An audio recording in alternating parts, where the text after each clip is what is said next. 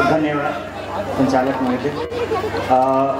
माननीय प्रतिनिधि सभा के सांसद डॉक्टर शशांक कोराला जी, गंडकी प्रदेश सभा के सांसद माननीय रोशन बहादुर जी, माननीय गंडकी प्रदेश सभा के सांसद महेंद्र ध्वज जी, जिला समन्वय कमेटी के अध्यक्ष नवलपरासी पश्चिम भगवती यादव जी, जिला समन्वय कमेटी के अध्यक्ष नवलपरासी पूर्व बाबूराम विश्वकर्मा जी, बुलिंटर रूरल म्यूनिसिपैलिटी के अध्यक्ष दीपेंद्र सुनारे जी,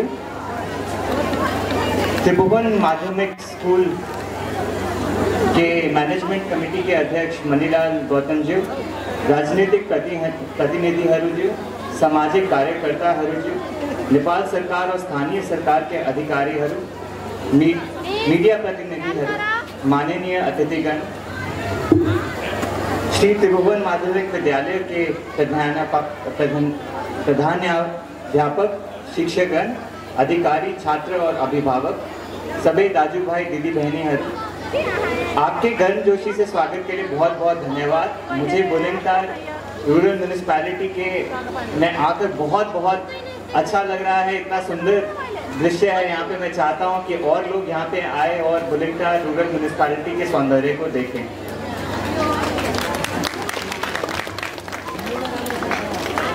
मैं माननीय डॉक्टर शशांक कोराला जी और बाकी सभी अतिथिगण के यहाँ पर आने का धन्यवाद देता हूँ कि नेपाल भारत मैत्री भवन के हस्तांतरण समारोह में आप सबने अपनी उपस्थिति देकर इस समारोह का गौरव और बढ़ाया है।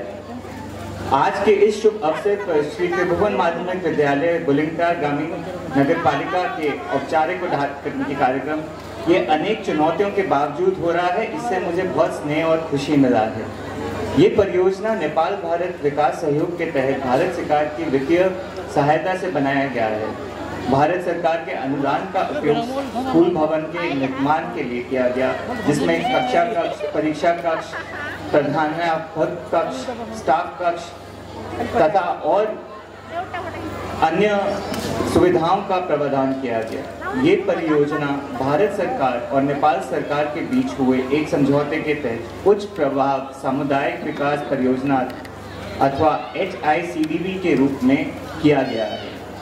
ये परियोजना भारत और नेपाल के बीच मजबूत विकास साझेदारी का एक महत्वपूर्ण उदाहरण है। मुझे बताया गया है कि श्री त्रिभुवन माध्यमिक विद्यालय की स्थापना 1959 में प्राथमिक विद्यालय के रूप में हुई थी और 1969 में इसे उच्च स्तर माध्यमिक में उन्नत किया गया। ये विद्यालय नर्सरी से लेकर 12वीं कक्षा तक शिक्षा प्रदान कर रहा है और मुझे आशा है कि इस मैत्री भवन से और विद्यार्थियों को शिक्षा प्रदान किया जाएगा। स्कूल भवन के लिए बनाए गए सेटअप का उपयोग गुणवत्तापूर्ण शिक्षा के लिए बेहतर वातावरण प्रदान करने में सहायक होगा, इसका मुझे पूरा विश्वास है। मैं यहाँ पे थोड़ा HICDB के बारे में भी बताना चाहूँगा। ये परियोजना 2003 में शुरुआत हुआ था और अब इसने 20 वर्ष पूरा किया गया है। HICDB के तहत किए गए काम नेपाल के सातों प्रोविंसेस में फैला हुआ है और सभी जिलाओं तक पहुँचा है।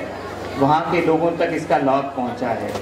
2003 से शिक्षा, स्वास्थ्य, सड़क और पुल, नदी प्रशिक्षण, पेयजल, खाना पानी, बिजलीकरण, सिंचाई तथा अन्य योजनाओं के तहत 550 से ऊपर योजनाएं लागू की गई हैं।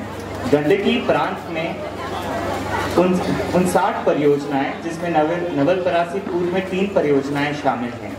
सभी परियोजनाएं नेपाल सरकार द्वारा एजेंसियों के माध्यम से लागू की गई है। इससे लोकल कम्युनिटीज को भी बहुत फायदा हुआ है, इसकी मुझे बहुत खुशी है। इसके अलावा नेपाल भारत स्वतंत्र दिवस और गणतंत्र दिवस के अवसर पर एम्बुलेंस और स्कूल बसें भी भेंट कर रही है। अब तक 1009 एम्बुलेंस और 300 स्कूल बसें भेंट की जा चुकी हैं। गंडकी प्रांत में 119 एम्बुलेंस और 40 स्कूल बसें भेंट की जा चुकी हैं, जिसमें पिछले साल इस स्कूल श्री त्रिभुवन माध्यमिक विद्यालय के लिए भी एक स्कूल बस का प्रावधान किया गया था। ये सभी सुविधाएं नेपाल में शिक्षा तथा हेल्थ सेवाओं को आगे बढ़ाने के लिए अग्रसर हैं।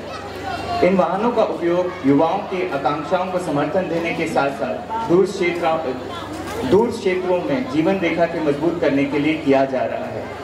नेपाल भारत के सबसे बड़े और प्रमुख विकास भागीदारों में से एक है।